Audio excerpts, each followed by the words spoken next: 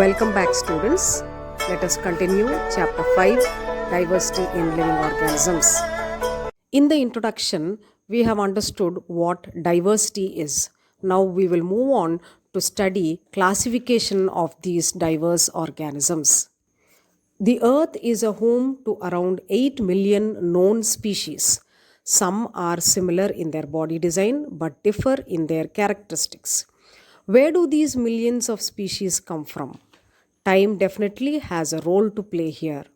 Over thousands and millions of years, different species evolved from one or more ancestors, and this process is called evolution. Evolution has resulted in biodiversity. Now, let us see how classification is related to evolution. In very simple words, it is only due to the process of evolution that diverse life forms are present on the earth. Evolution has led to the divergence of life into numerous different ways. As we come across all these life forms, there is a need that we should study and observe them in a systematic manner. We have to correlate them, which will help us understand them in the best possible way. Here comes the need to classify these organisms on the basis of their features, taking into account their similarities and differences. Gradual evolution has led to a systematic and appropriate classification system. All living things are identified and categorized based on their structure and function. Some features bring changes in the body design, some do not. So, once a body design comes into existence, it will shape the effect of other subsequent design changes. We can also say that the features which were present earlier are likely to be basic than the features that come into existence later. So, this process is called evolution because it is a process of acquiring change. Most of the life forms that we see today had variations that accumulated over the years and helped the organism to survive better. Charles Darwin has mentioned these in his book, The Origin of Species. When we relate classification to evolution, we can also find that in some group of organisms, the body design has not changed over the years, whereas in some organisms, the body has acquired changes. Thus, we can say that evolution has laid an elementary stone or the pathway for classification. Even though evolution took place when we classify organisms, some species still have their ancestry body designs. They didn't change completely, while some organisms developed new advanced body design different from their ancestors. So, the former ones are called primitive or lower organisms, and the latter group is called advanced or higher organisms. We can call primitive ones older organisms and the advanced ones as the younger organisms. Older organisms have simple body designs while the young organisms have complex body designs. Thus, evolution has resulted from simple older organisms to complex young organisms. This is how we can say that evolution and classification are related. Let us get a brief idea on the history of classification. Aristotle, a 4th century Greek philosopher, divided all organisms into two main groups, namely plants and animals. His system was used into the 1600s. People used to write about plants and animals using their common names in various languages. Carolus Linnaeus was an 18th century Swedish botanist. He classified plants and animals according to their similarities in form and divided living things into two main kingdoms, namely the plant kingdom and the animal kingdom. He named the plants and animals in Latin. The two kingdom classification system devised by Linnaeus is not used because scientists have discovered more and more about the different organisms and they have expanded the classification system into more kingdoms and more groupings. However, the binomial nomenclature still remains. This we will be learning in detail. Ernst Haeckel was able to observe microscopic single celled organisms and he proposed a third kingdom of life, which is the Protista. Protista are single celled organisms that were neither plant nor animal but can have characteristics of both. Copeland recognized the important difference between the single celled eukaryotes and single celled prokaryotes. So he proposed a four kingdom classification and placed bacteria and blue green algae in a fourth kingdom, which is called Monera. Whittaker devised a five kingdom system. He recognized that fungi belong to their own kingdom. So, according to Whittaker, five kingdom classification was given. The five kingdoms are Monera, Protista, Plantae, Fungi, and Animalia. Carl Woese proposed the three domain classification. He recognized bacteria, archaebacteria, and eukarya. Cavalier and Smith proposed a six kingdom classification, which are bacteria, protozoa, chromista, plantae, fungi, and animalia. The binomial nomenclature or naming of organisms with two names proposed by Carolus Linnaeus dominated classification for centuries. Linnaeus gave each organism two names denoting genus and species. For example, Homo sapiens. Homo represents the genus while the sapiens represents species. He then grouped genera, that is several genus, into families, families into order, order into classes, and classes into phyla, and phyla into kingdoms. Linnaeus identified two kingdoms, Animalia and Plantae. All the terms like species, genus, family, order, class, phylum were defined by Linnaeus on the basis of similarities and differences studied by him in organisms. The first major breakthrough from Linnaean model came from Whittaker. Thomas Whittaker proposed a five kingdom system in which three kingdoms were added to animals and plants. The three kingdoms added by Whittaker are the Monera. All bacteria were placed under Monera, Protista, and then the fungi. First, he identified organisms based on whether they possessed a true nucleus or not.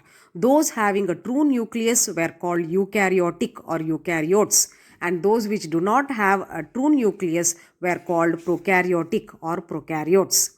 The eukaryotic unicellular organisms were placed in the kingdom Protista. The rest of the three were multicellular eukaryotic organisms. The rest of the three kingdoms, that is the Plantae, the Animalia, and the fungi, were distinguished based on how they acquire food. Plants are generally autotrophs. They use photosynthetic system to capture energy from sunlight. Animals are heterotrophs. They acquire nutrients by ingesting plants or eating other animals and digesting those materials. Fungi are also heterotrophs, but they are not like animals because they perform extracellular digestion. The five kingdom system is thus an advanced system over the previous system because it captured the diversity of life in a better way. Three groups, bacteria, fungi, and protista, did not fit well into plant or animal category. That is why they had to be placed separately. Moreover, these three groups appeared to possess diversity comparable to that of plants and animals. So, therefore, they were separately called as a kingdom. However, new evidences show that five kingdom system also fails to adequately capture the diversity of life. The development of microbiology discovered that unicellular organisms appear to be prokaryotic, but they are extremely distinct in their internal structure and characteristics. They differ from traditional bacteria. Some of these prokaryotes live in hot springs or other extreme conditions. They are the extreme thermophiles and halophiles. These are the archaebacteria. Thus, other modifications in the classification scheme came into existence. Now, let us understand the hierarchy of classification. Taxonomic hierarchy is the process of arranging various organisms into successive levels, either in decreasing or an increasing order from kingdom to species, and vice versa. Taxonomy is the branch of biology that refers to the process of classifying different living species. A taxon is a group of organisms classified as a unit. Taxonomic hierarchical categories are the kingdom. Kingdom is the highest level of classification. It is divided into subgroups at various levels. There are 5 kingdoms in which the living organisms are classified, namely the Animalia, Plantae, Fungi, Protista, and Monera. Phylum. This is the next level of classification and it is more specific than the kingdom. There are 35 phyla in the kingdom Animalia. Example, Porifera, Chordata, Arthropoda, etc. Then next comes the class. The class is the most general rank in the taxonomic hierarchy until phyla were not introduced. Animalia kingdom includes 108 classes, including the Mammalia, Reptilia, Aves, etc. However, the classes used today are different from those proposed by Linnaeus and they are not used frequently. Order is a more specific rank than class. Order constitutes one or more than similar families. There are around 26 orders in Mammalia class, such as primates, carnivora, etc. Next is the family. This category of taxonomic hierarchy includes various genera that share a few similarities. For example, families in the order Carnivora include Canidae, Felidae, Ursidae, etc. The next rank is the genus. A group of similar species form a genus. Some genera have only one species and is known as monotypic. Some have more than one species and is known as polytypic. For example, lion and tiger are placed under the genus Panthera. Species. It is the lowest level of taxonomic hierarchy. There are around 8.7 million different species on the earth. It refers to a group of organisms that are similar in shape, form, reproductive features. Species can be further divided into subspecies. Please look at the following examples of the taxonomic hierarchy.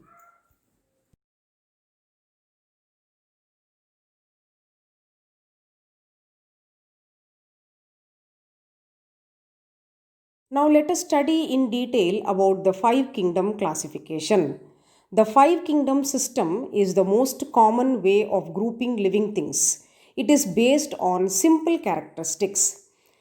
The 5 kingdom system was developed by Robert Whittaker and it was built on the work of previous biologists such as Carolus Linnaeus. The classification is of 5 major kingdoms: the kingdom Animalia, kingdom Plantae, kingdom Fungi, kingdom Protista, and kingdom Monera. Let us identify the main features of each kingdom. Kingdom Monera.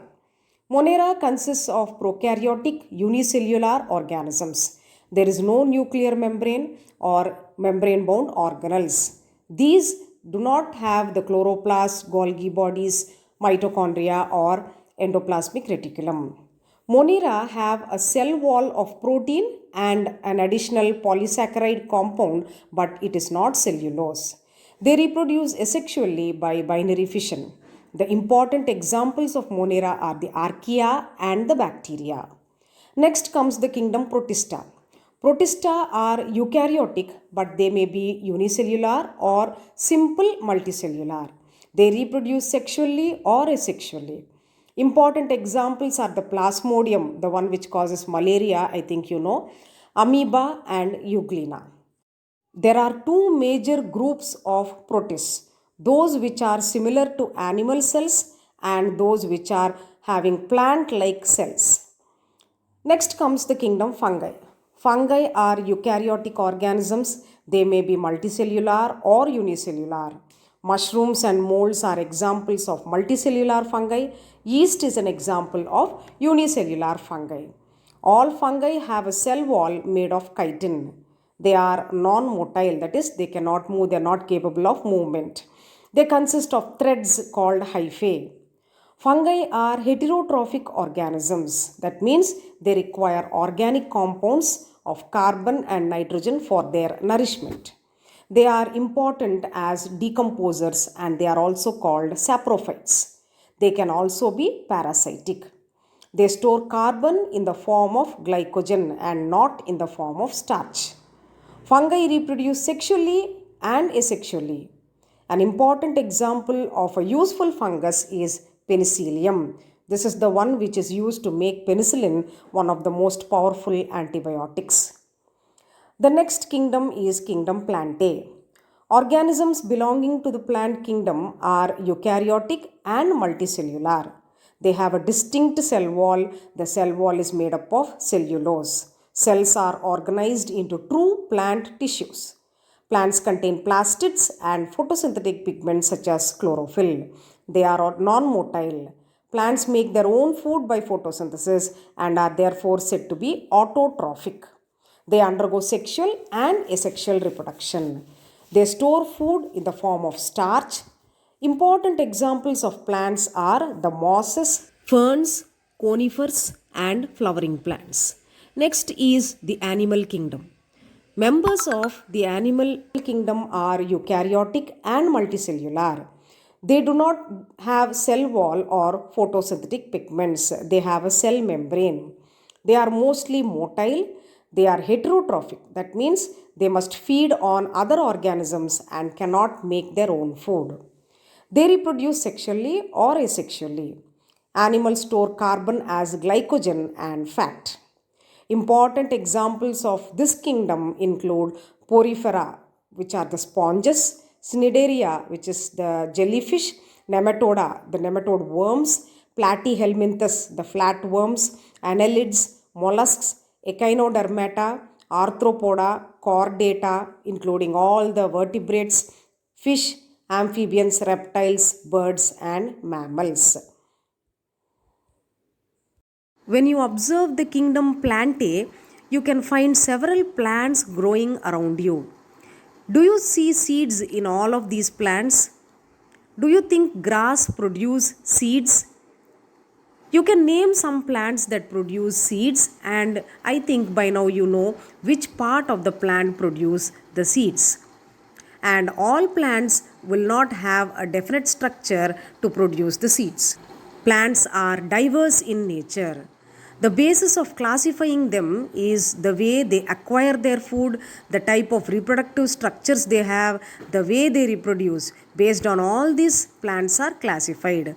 The first level of classification among plants depends on whether the plant body has well differentiated distinct parts. The next level of classification is based on whether the differentiated plant body has special tissues, that is, it is vascular or not, for the transport of water and other substances. Further classification is based on the ability to bear seeds, whether it is seed bearing or not seed bearing, and if it is seed bearing, whether the seed is enclosed in fruits or not. So, the plant kingdom can be broadly classified as cryptogams, which are the non-flowering and non-seed bearing ones, and the phanerogams, which are the flowering and seed bearing ones. The flowering plants or the phanerogams are further classified into gymnosperms. The gymnosperms have naked seeds, that is, the seeds are not enclosed but they are exposed. And then you also have the angiosperms. The seeds here are present inside a fruit. Then under the cryptogams or the non-flowering plants, we have the bryophyta, which have false root and leaves, and the pteridophyta, which have a true roots and leaves. The angiosperms are further classified into monocots or dicots based on the number of cotyledons. And coming to the details of the kingdom Animalia, these organisms are eukaryotic, multicellular, and heterotrophic. Their cells do not have cell walls. Most animals are mobile. They are further classified based on differentiation of the body design that is found. The major groups are as follows. Firstly, we will study about the porifera. Porifera means with pores. These are sedimentary animals attached to some solid support. There are holes or pores all over the body. These lead to a canal system and they help in circulating water throughout the body to bring in food and oxygen. The body design involves very minimal differentiation and division into tissues. They are commonly called sponges. They are found in marine habitats. Examples: cycon, spongilla, etc. The next major group is the coelenterata. Coelentrates are also called cnidarians or cnidaria. These are aquatic forms. They show more body design differentiation.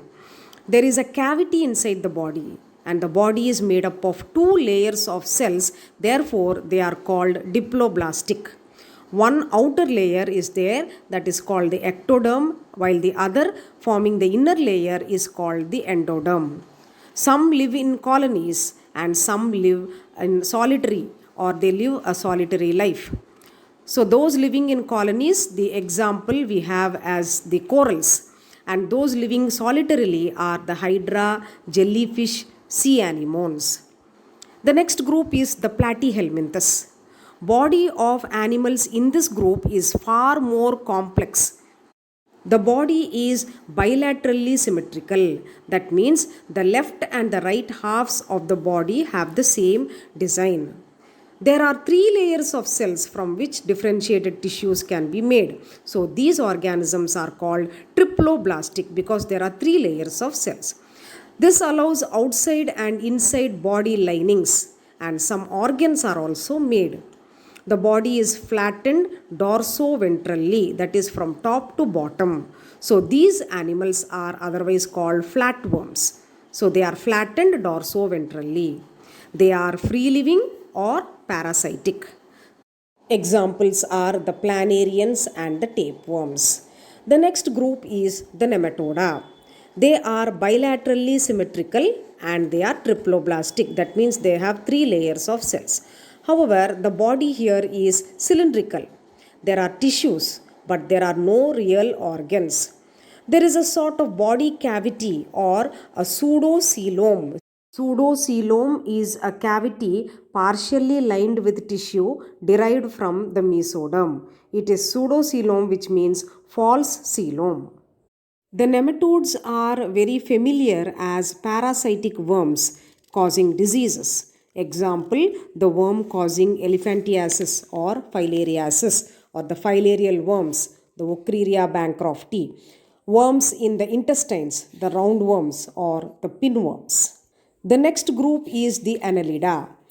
Annelida are bilaterally symmetrical and triploblastic, but in addition, they have a body cavity. This allows true organs to be protected in the body structure, and there is extensive organ differentiation. This differentiation occurs in a segmental fashion. The segments are lined up one after the other from the anterior end to the posterior end. These animals are found in a variety of habitats like the freshwater, which is example leech.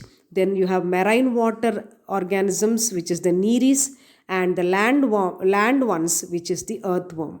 The next one is the arthropoda. This is the largest group of animals. These animals are bilaterally symmetrical and segmented. There is an open circulatory system. Blood does not flow in blood vessels, so therefore it is open.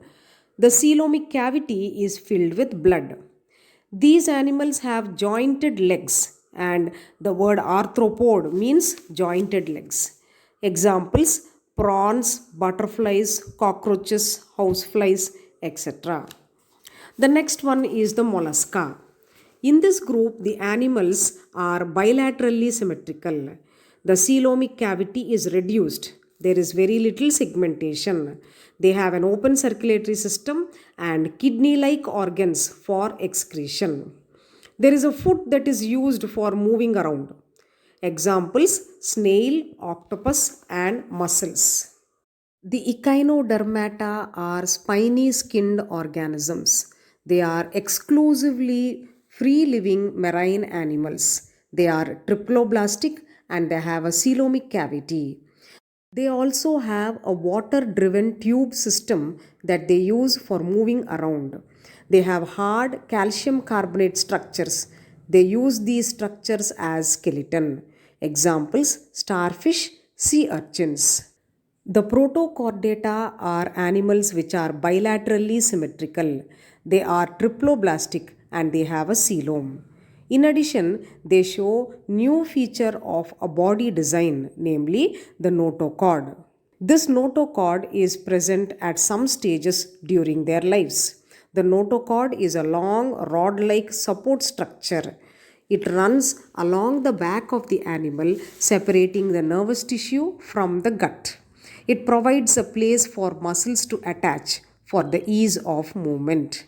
These protochordates may not have a notochord in all their stages of their life, or they may not have it for the entire length of the animal life. Examples Balanoglossus, Herdmania, and Amphioxus. And now finally we have the chordates. What are the chordates? Chordates are animals that belong to the phylum Chordata with the highest organization in the animal kingdom. The four main characteristic features of the chordates are the presence of a notochord. Notochord is a rod-shaped flexible structure present in the embryonic stage of chordates. It provides structural support. Then there is a dorsal hollow nerve cord, which is a bundle of nerves. Then there are pharyngeal slits and there is a post-anal tail. Chordates can be subdivided into two groups such as vertebrates and invertebrates. Invertebrates are actually represented by the protochordates that belong to the two subphyla of chordates called Urochordata and Cephalochordata. Cephalochordates evolved from Urochordates. These developed into vertebrates. Though protochordates have all the main characteristics of a typical chordate, they never develop a bony notochord like the vertebrates. The other subphylum of the chordata is the vertebrata. So chordata is divided into three subphylum: Urochordata, Cephalochordata, and vertebrata. The vertebrata are animals which have a true vertebral column and an internal skeleton. There are muscles and these muscles have attachment points and they are used for movement. Vertebrates are bilaterally symmetrical, triploblastic, coelomic and segmented with complex differentiation of body tissues and organs. Vertebrates are further grouped into 5 classes: the species, amphibians, reptiles, birds or the aves and mammals.